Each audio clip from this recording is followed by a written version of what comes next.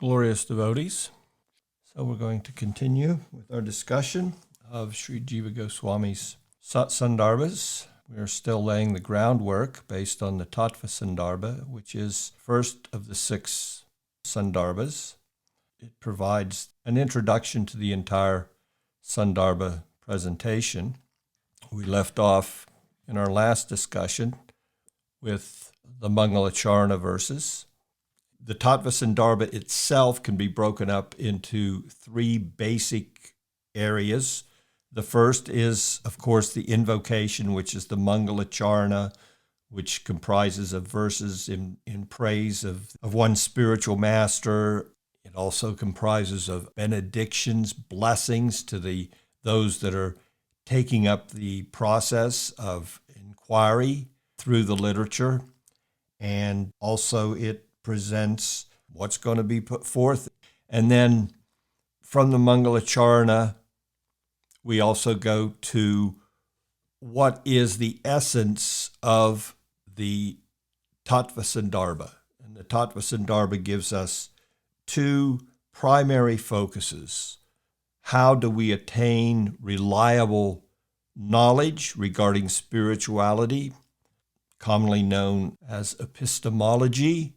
We also refer to it through the Sanskrit term pramāṇa. What are the sources of knowledge that we put our inquiries into? And then the book concludes with what is knowable, prameya, the ontology. So once we know how we can acquire reliable knowledge, then the next step is, well, what are we inquiring about? Leaving off where we did with the Mangalacharna putting forth the qualifications of the student, go on from there. I wanted to share one verse regarding the 4 elements of any literature, according to knowledgeable presentations. The 4 essential elements of a book. Anubandha Chatustaya. In the beginning of an educational text, 4 elements must certainly be enumerated. The criteria of eligibility for study of the book, adhikari, and that we've discussed a little bit as the verse was put forth in the Mangalacharna regarding eligibility. The relation between the book as signifier of its subject and the subject itself as the signified, sambandha. That makes perfect sense. The book is going to signify something no matter what its subject is. How is it going to do that? So what is the relation between the book and what it's speaking about? And then the subject to be known through the investigative inquiry, visaya or abhidheya. What's the goal of inquiry? Through the agency of the literature. And the book's purpose, prayojana, the value to be actualized by the reader, inquirer, through assimilation of the teaching. What are you going to get out of it?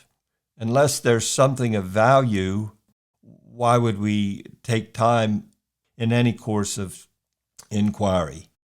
Of course, there's recreational reading of many books, but here we're speaking about literature that's meant to give us some true insight into a subject matter which we have interest in.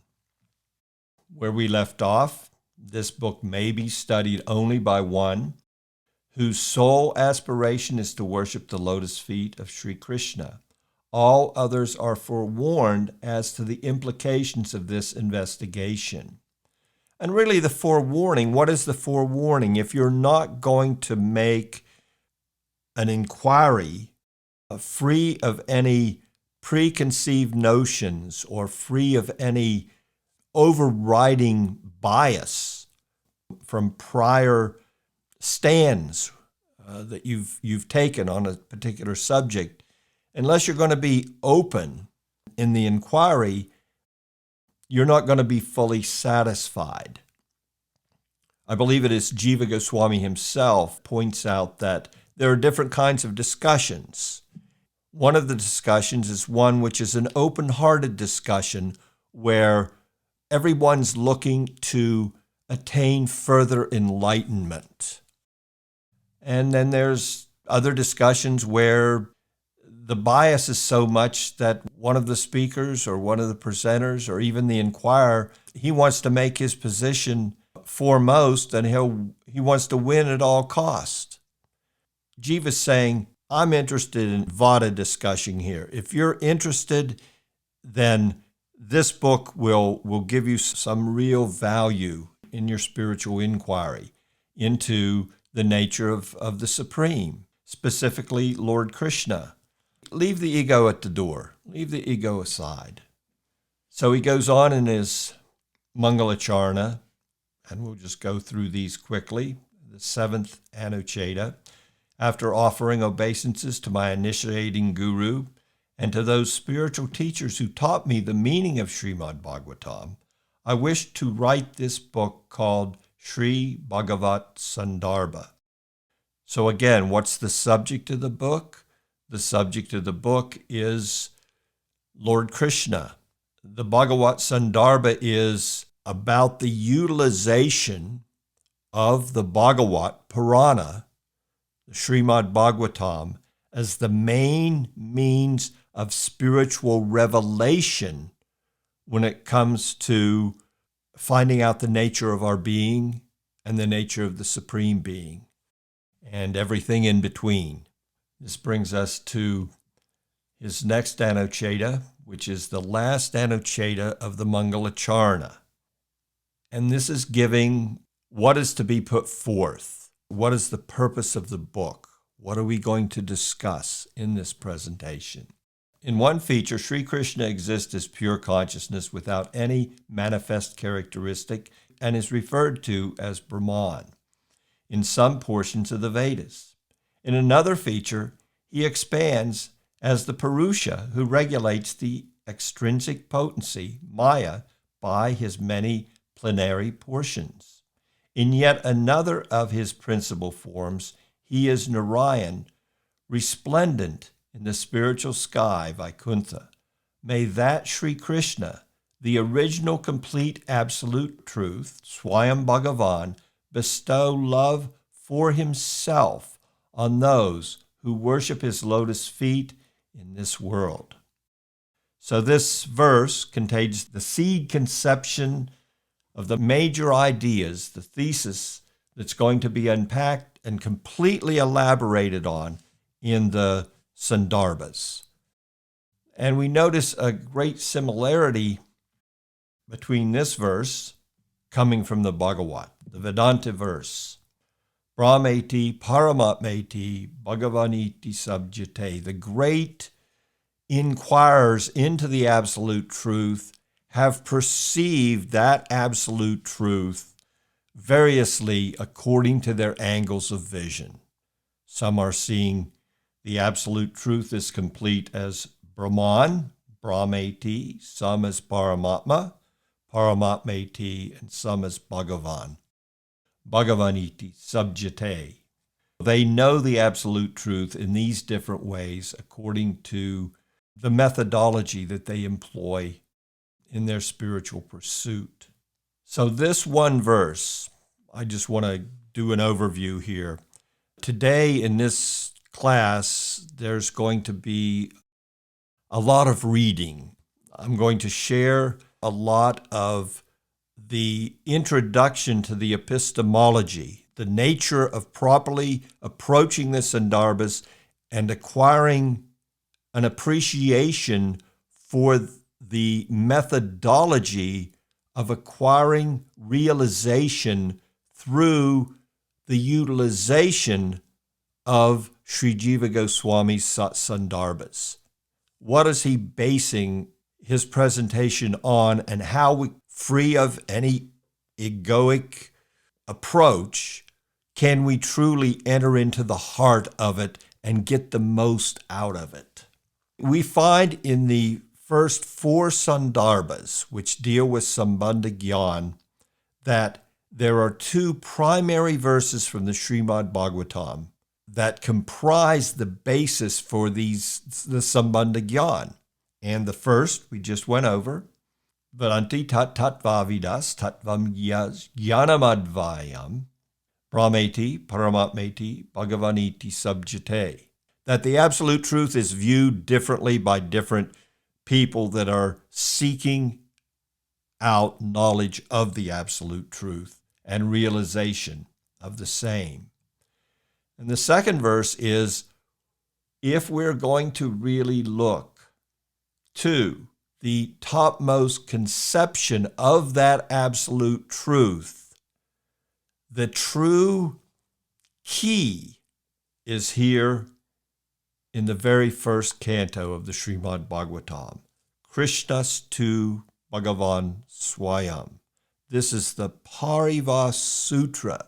This is the shining lamp by which everything in the Bhagavat Purana needs to be seen. So if we see someplace else in the Bhagavat Purana, and Jīva will go on in his introduction in the Tattva Sandarbha to point out that the Bhagavat Purana is the light that lights up all the other literatures. The light of Scripture that lights up all other Scriptures is Śrīmad Bhāgavatam, the Bhagavat Purana. And the inner light of the Bhagavat Purana is these few syllables, Krishnastu Bhagavan Swayam. If we hear anything in another Scripture that is not lit up with the overall conception put forth in the Bhagavat Purana, which Jīva Gosvāmī is going to completely school us in, then we have to say whatever was presented there needs to be seen in the light of Śrīmad Bhāgavatam.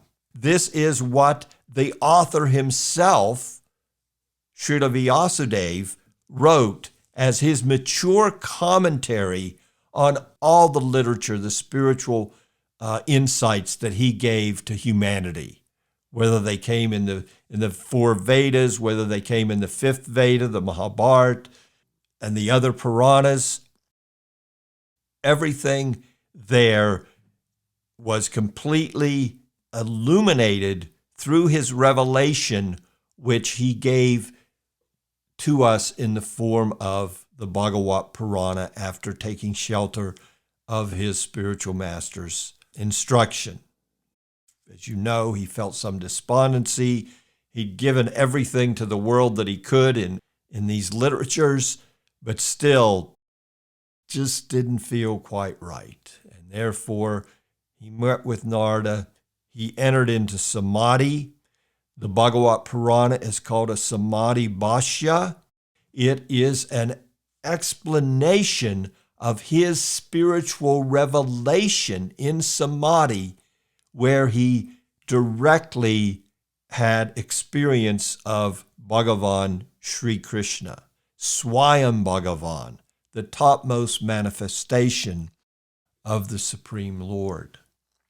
So this inner heart of the Bhagavatam, just for one more idea, we'll find there's various Puranas written for various members of human society under various levels of the influence of the modes. And sometimes a Purana will say, Lord Shiva is the Supreme Personality. Okay, so this is a scripture, the Shiva Purana or whatever Purana may put forth such a statement. It's still Shastra, so therefore do we accept it? Yes, we accept it, but we accept it utilizing the light of the Bhagavat Purana, and specifically the inner light of the heart of the Bhagavat Purana, this Parivā Sutra, Krishnastu Bhagavan Swayam.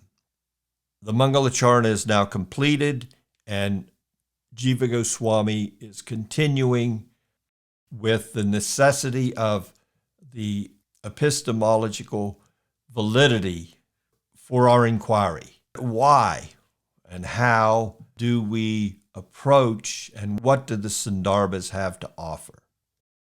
So in the first half of this Anucheta, the ninth Anucheta, we're now entering into the second subject of the book, Epistemology, pramāṇa, what is the evidence that the book's going to use in order to establish its subject, the object of the book, pramāṇa. He says there 4 topics were suggested in the verse from the previous Anucheta. Sri Krishna is the subject, Visaya, of the book, and the book's relation, sambandha, to him is that of signifier, vachaka, to the signified, vachya.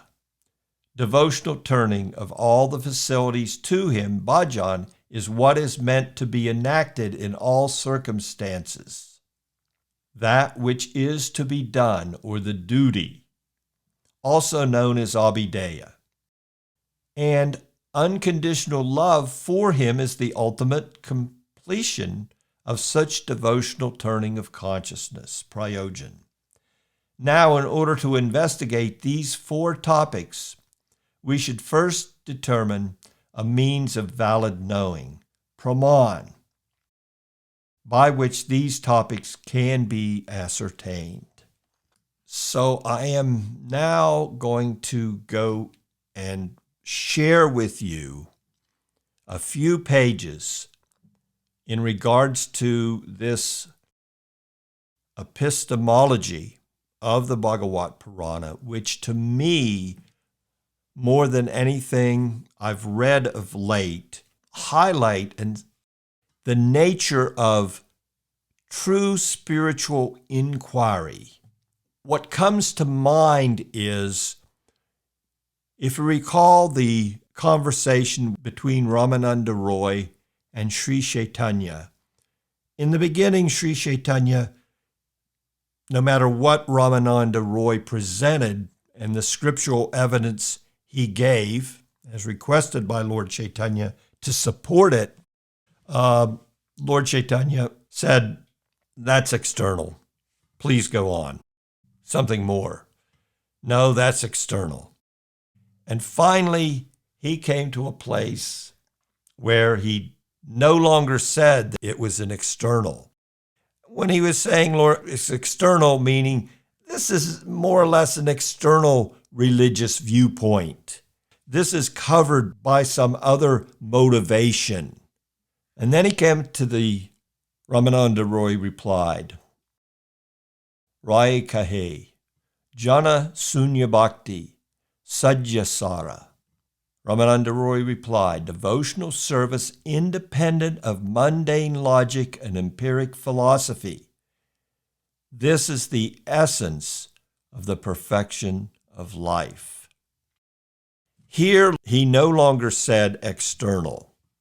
He now accepted, now we're getting somewhere. We're setting aside mundane logic. We're setting aside empiric philosophy, and we can enter into the heart of what is devotion.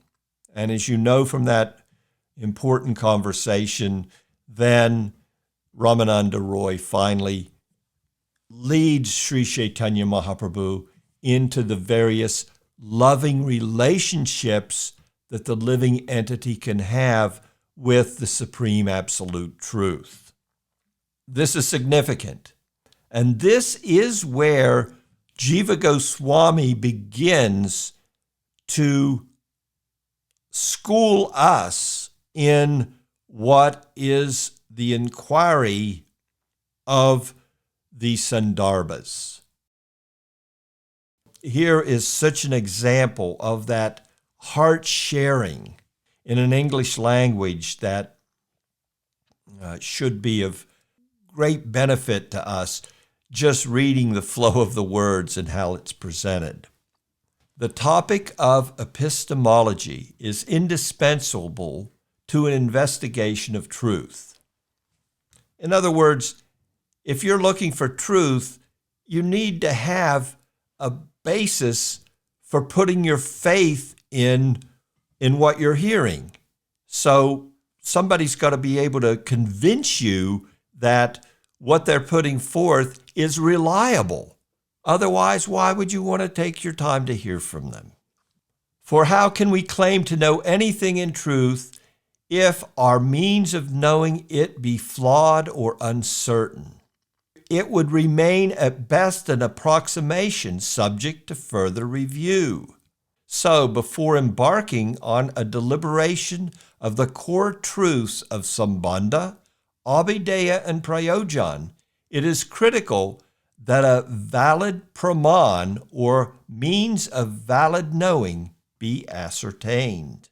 At the time of Jīva Gosvāmī's writing, the orthodox schools of Indian philosophy, darśanas, based their metaphysics primarily on the authority of the Vedas, considering them to be divine sound revelation, Śruti or śabda. So the subject of epistemology comes to focus solely on the discussion of a scriptural line of authority stemming from the Vedas. Jīva Gosvāmī extends the discussion a step further by logically and spiritually propounding Srimad-Bhāgavatam as the definitive portion of the fifth Veda, which reveals the inner meaning of the Vedas. Apparently, on this foundation alone, the epistemological inquiry is determined to be complete. What's being said here is, at the time of the presentation of this school of spirituality in that social setting, the Indian philosophies, the darśanas, were based on the metaphysics of the Vedas. And there are various schools of thought that looked at the Vedas and used them as their basis. And if they're orthodox, if they're theistic, there are different ones. But of all those, the Vedic school is the most appreciated in that social setting of the day. And then, as I said in the last discussion, along comes Sri Chaitanya Mahaprabhu and turns the current thoughts of the day gradually on their head. Before the advent of Sri Chaitanya Mahaprabhu, even though Srila Vyasadeva had presented the Bhagavat Purana 5,000 years prior, after Sri Krishna had departed, still the methodology for putting forth a school of spiritual thought was based upon the threefold highway, Prasthanatrayi. Basically, the different schools of thought based their metaphysic on the founders' commentaries, primarily on the Vedanta Sutra, the essence of all the Vedas, in sutra form, Bhagavad Gita, and the 10 principal Upanishads. And along comes Sri Chaitanya, and he introduces his school of thought. He puts forth, through his disciples, through his instructions to them, that the Bhagavat Purana is the topmost Purana. Let's just look. It just makes sense. The Bhagavat Purana was given to us after the mature spiritual revelation of the author of all the Vedas, Srila Vyasadeva himself. It's his topmost contribution because it is his mature commentary. Let us go on. But if this is the case, then of what relevance can such an apparent epistemological reduction be to the disciplines of modern philosophy, psychology, phenomenology, conscious study, quantum physics, and so on? Indeed, of what relevance is it for any modern reader? Inquire outside of an insular group of believers. The answer to these questions will lead us into deeper epistemological evaluation. It's a good point. Who would want to read this book that's based on these old books and the sole focus is one Purana coming out of India? Come on, there's so much thought in the world. Why would we want to go there to seek out the ultimate in truth? the ultimate in the truth regarding psychology, regarding consciousness. Why go there? It doesn't seem to make any sense. This introduction continues. First of all, looking beyond the apparent reduction. In other words, Jīva Gosvāmī, the Gaudiya Vaishnavas, they're taking a reductionist viewpoint and saying, everything's in this one book. This one book can give you everything. But looking beyond the apparent reduction, one that would seemingly require a trans-empirical leap of faith, a more profound and certain means of knowing is implied in the concept of revealed sound. Oh, there's something more here than just a literary book. It's revealed sound, śabda. Oh, what's that mean? Other pramāṇas, such as perception and inference, which are the primary ways of acquiring knowledge in this world of man, what we see with our senses and what we come away with and how we think about what we perceived, gives us inferences based on 100 different lines of thought, are possible means. Other pramāṇas, such as perception and inference, are possible means of valid knowing within the range of operations that define their respective limits, effectively the quantifiable and the thinkable. Śabda, on the other hand, signifies a supercognitive sound potency or logos that is transhuman, a parousia, beyond human sound, and thus beyond the limitations of language and thought, that is self-existing and self-revealing, swayam prakash, and thus trans-empirical, and that is disclosed to consciousness directly, saksad upalabdha, without mediation through any other conditional mode of knowing. I could melt into these words. They're so revealing. Understood in this sense, śabda implies an innate potency of primordial consciousness itself, the supreme conscious foundation and source.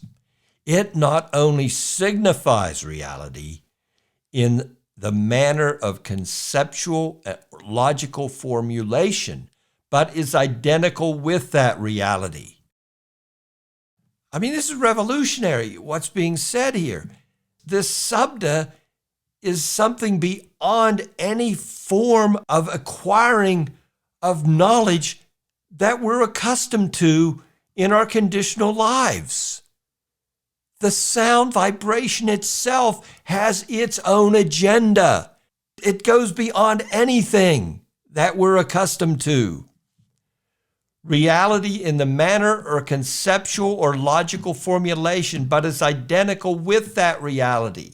It is thus one specific reality potency through which consciousness discloses itself. So śabda points to an epistemological mode of knowing that transcends perception and inference. This mode of knowing does not so much involve an effort or intent to know any sort of object, internal or external, or the part of a subject. Rather, it is an inturning of consciousness toward its own source prior to any conditional subject-object divide. This is itself jnana, sunya, bhakti. Bhakti beyond a jnana point of reference. It's jnana in the highest sense of the term itself. So, by its own self-revelatory power, śabda, which effectuates the turning of consciousness becomes identical with such turning.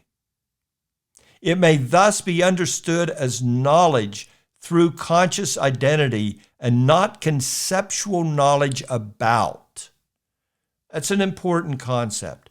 It's not knowledge about, it's knowledge through revelation. Our conscious identity, our turning of consciousness towards the subject is beyond simply an outgoing acquisition of knowledge. It's a revelation of knowledge. That is Śabda Brahman. The existence of such a direct mode of knowing has been the common experience reported by realized mystics of all traditions throughout recorded history. This adds weight to the argument that this mode of knowing cannot be reduced merely to a subjective experience of a limited knower, or a limited tradition, if we could go so far as to say, or a limited sect, or limiting in any way. No, spirituality, this is coming from a different plane altogether. Of course, there's specificity that's coming, but that's further down the path of spiritual revelation based on the heart of the inquirer as they proceed.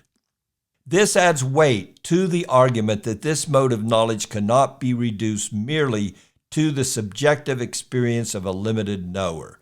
Rather, it has been recognized by those who have known it as primordial subjectivity itself prior to identification or involvement with any conditional knower and known. I'll continue.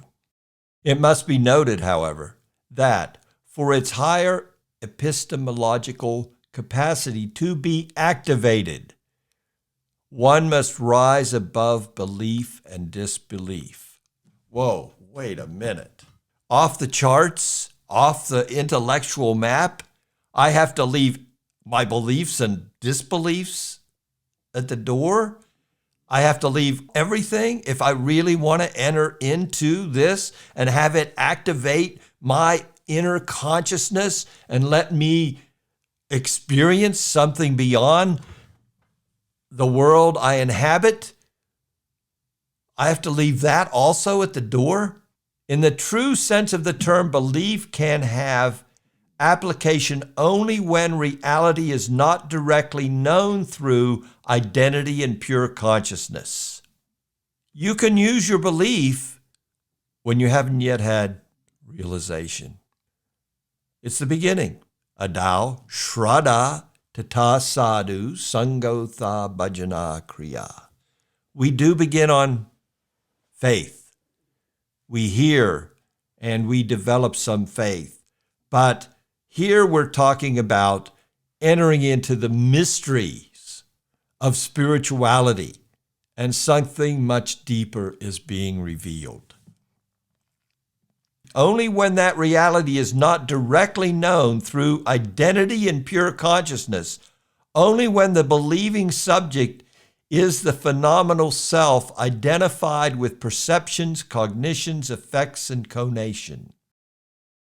For the conventional practitioner or worshiper, however, dedicated, devotion is enacted still from the separate self-sense, prithak bhava, of a conditional subject trying to know some ultimate object through willful efforts of the mind and body. That's called sadhana bhakti. There's some effort involved. Sometimes it's some very extreme efforts. Give this up, give that up. Only here, only act this way, get up early, chant this number of rounds, on it goes. It's like, oh my gosh, am I ever going to get there? But it's useful. It starts us. It's putting us on the path in the right direction. But what's being spoken of here is the reality to be perceived in our own inner consciousness. And we get glimpses of that along the path. And it leads us to absorption in this methodology of thinking that's being revealed here, that Jiva's opening the door to, opening the door for us here. Now, let's take a look at how to utilize this Bhagavat Purana to the utmost capacity so that we can truly enter into what it has to offer. It is the topmost rasic shastra. It doesn't get better than the Bhagavat Purana. And as I said in our last discussion, from that Purana, so many, from the son of the Bhagavat Purana, what's coming? So many flares of spiritual insight in so many other literatures coming from those who are having a direct contact with this spiritual revelation. For such a person, Śabda then, even though believed in as divine revelation, is reduced to a level of knowledge about reality. It can just as easily be disbelieved because it is unknowable and hence unprovable through logic and perception. What is that stage? We want to get to the stage of nishta, ruchi, asakti, these upper stages of sadhana bhakti practice will get us beyond the possibility of it can be just as easily be disbelieved. Because in the beginning, sometimes we run hot, sometimes we run cold. Go to Vishwanath's Madhurya Kadambini, all these different stages of practice where our prior conditioning is having an effect on our current practice, and it's pulling us here and there, this way and that way. Sometimes running hot, sometimes running cold, sometimes thinking, this is the solution to my spiritual life. No, this is solution. Let me become a renunciate. No, let me become a householder and get it out of my system. So again, we could go back to that very concise directive by Vishwanath in Madhurya Kadambini. It must be known directly in consciousness, which is to say that by the turning of consciousness upon its source, Śabda is enabled to self-manifest the reality with which it is identical. This Bhagavat Purana is Krishna incarnate, Krishna's manifest. He no longer was manifest in human society, and he moved into the Bhagavat Purana. And there the ras could be had, the taste for his association could be fully quenched by those coming later. What is suggested here for epistemological consideration is merely the allowance for the possibility of such a trans-phenomenal mode of knowing, for its actual existence can be known for certain only by one in whom it is awakened. Okay, just give me a chance, is what the book's saying, the Sandarbhas. Give me a chance. Make a sincere inquiry, leave your ego at the door, and something may awaken that's beyond your world of sensuality. The possibility is there. Entertain the possibility. That is the qualification for entrance into a study of the Bhagavat. The elaboration of the entire process is intended precisely to actualize this possibility. Therefore, Śabda as pramāṇa implies far more than mere belief in spiritual authority. It refers rather to the direct experience of a person transcending the instruments. Thus, Śabda entails a superior grade of direct perception conveyed in linguistic form for the cognition of one who is eligible and available to such an experience. Can we just put ourselves there? Then the possibility is open. The reader is invited to rise beyond belief and disbelief and the source of both, which is egoic identification. We're invited to know reality immediately, apprehending it in perfect identity with the mode of knowing of the Bhagavat's original speaker and author. When received in this way, śabda becomes not epistemological reduction, but epistemological transmutation and expansion. He concludes this annotated. In this regard, perception, inference, and other such methods are deficient because human beings are prone to 4 defects. Why would you want to rely on anything but śabda? You're at a disadvantage out of the gate if you want to take another approach to acquiring knowledge, what to speak of spiritual knowledge, what to speak of entering into the world of revelation. We're subject to delusion. We make mistakes. We're liable to misrepresentational biases. That's cheating. And our senses are limited in functional capacity.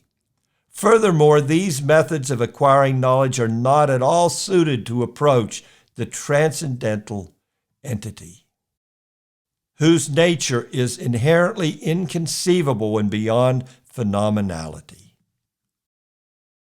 So that gives us a little introduction into the epistemology that's going to be employed. What is the basis of the knowing that's utilized by Jīva Gosvāmī? And he'll go on in setting the foundation in this Tattva Sandarbha for giving validity to the Bhagavat Purana as being the primary Purana, the primary source for spiritual inquiry. We'll touch upon that in the next class and move on to what's knowable, Sri Krishna, and then we'll go on to some overview of the Bhagavat Sandarbha, Paramatma Sandarbha, and we'll bring us to the feet of the Krishna Sandarbha, where we'll do a little more in-depth exploration as we've been requested.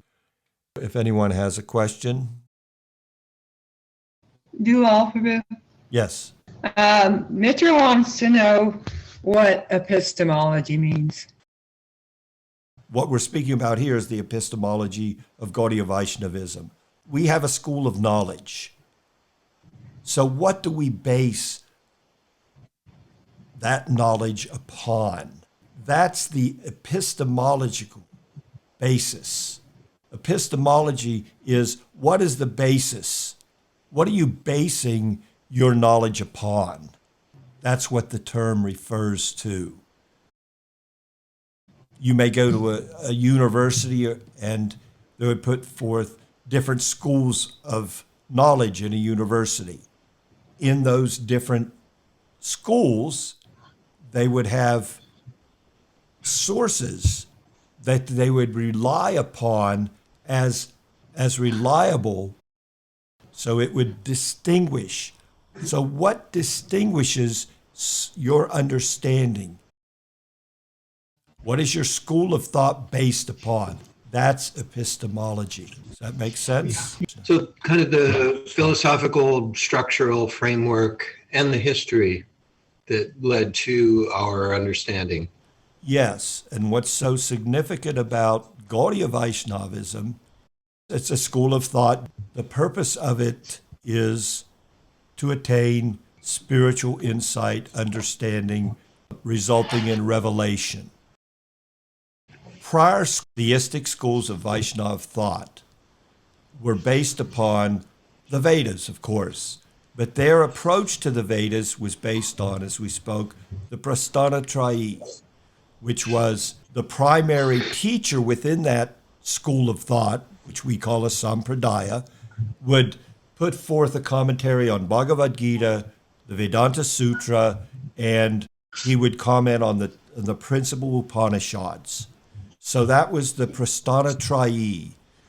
If you go to the Ramanuja Sampradaya, the Madhva Sampradaya, the Ballava Sampradaya, the Embarkas, all of them gave commentaries primarily on Vedanta Sutra. But along comes Sri Chaitanya Mahaprabhu, and he says, why are they relying on this approach of Bhagavad Gita? The author himself, Srila Vyasadeva, wrote the most comprehensive commentary on everything that he'd put forth to human society, and he presented it when he rewrote the Srimad-Bhāgavatam under the direction of Narada after he had a revelation. He entered into samadhi and he had experience of Krishna directly.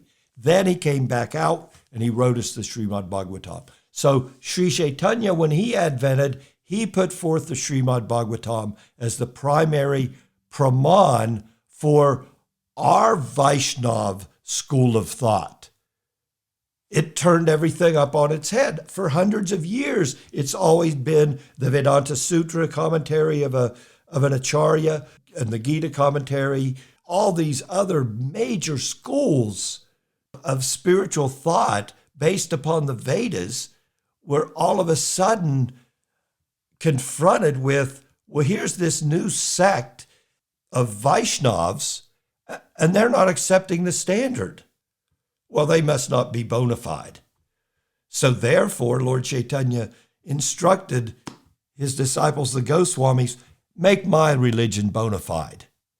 Make Gaudiya Vaishnavism, which is based upon a personal relationship with Krishna, make it valid in the world. And still, there were even some Vaishnavas who, even after seeing the writings of the Goswāmīs, were not satisfied. So they went to the Gaudiya Vaishnavas, the leaders, and they said, well, if you really want to be accepted, we need a commentary on the Vedanta Sutra. Where's your commentary on Vedanta Sutra? You have none. Yes, we do. The Bhagavad Purana, the Srimad-Bhāgavatam, is the mature commentary on the Vedanta Sutra. No. You have to follow the standard that's been there for hundreds of years. Okay, Baladev, you please present this. The other Goswāmīs said, no, I'm not going to take time to do that. Baladev, please, you do this. And what do we have? We have the Govinda Vasya. Here is our commentary on Vedanta Sutra according to Gaudiya Vaishnavism. Now you have it. Are we interested? Well, of course we're interested in what Baladev has to say. He's a Gaudiya Vaishnav.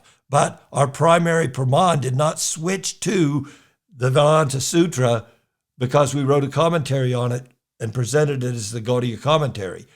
Our primary pramāṇa remains Śrīmad Bhāgavatam. It is the mature commentary by the author itself. That is the epistemological basis of our Gaudiya Vaishnava tradition. That's what epistemology means. Does that help? Okay. Thank you. And Vyasadeva, Prabhupada writes in the commentary, Vyasadeva himself was dissatisfied with Vedanta Sutra. So what can the followers of Vedanta Sutra expect to find if the author himself is dissatisfied after writing it? Very good point. Hare Krishna. Thank you so much for your association.